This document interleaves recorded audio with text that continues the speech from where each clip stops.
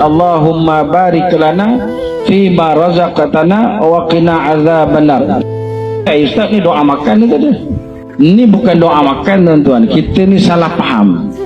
Doa makan apa? Bismillahirrahmanirrahim, itu doa makan.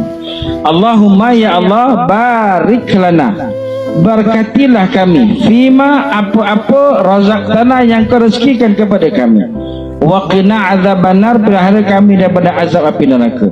Kalau kita doakan kat kepala isteri kita ni, Allahumma barik lana, ya Allah berkatilah apa yang ada di atas kepala isteriku. Kalau doa Allah makbulkan, maka akan hindar segala keburukan, kejahatan. Maknanya kita ni balik rumah pegang kepala isteri kita, suami, Allahumma barik lana fima razaqtana wa qina azabannar. Pegang kedua telinga, Allahumma barik lana fima razaqtana wa qina azabannar. Pegang kedua mata, Allahumma barik. Mudah-mudahan telinga dia dengar yang baik-baik je. Bila kita bacakan macam tu, mata dia tu dengar yang baik-baik sahaja. Kalau ada penyakit, Allah keluarkan penyakit tersebut. Pegang mulut macam tu juga. Kalau suami isteri kita ditadikkan ada penyakit kat mana, sakit lutut, pegang Allahumma barik lana.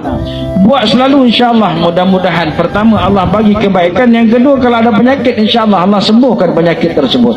Tapi buat sekali lah, jangan balik buat sekali, sama aja kata dia. Macam kita pun makan, mana ada orang makan sekali je. Ni dah makan pagi, dah tak payah makan hari ni, dah makan tadi, besok tak payah makan lagi, dah makan semalam. Buat selalu, amalkan. Jadi nanti si isteri pun macam tu juga, pegang kepala suami, Allahumma barik lana fima razaqtana wa qina azabannar. Pegang tangan suami, kalau pegang tangan dia sambil sapu ke bawah, Allahumma barik lana. Pegang hati suami, Allahumma barik lana fima razaqtana wa qina azabannar.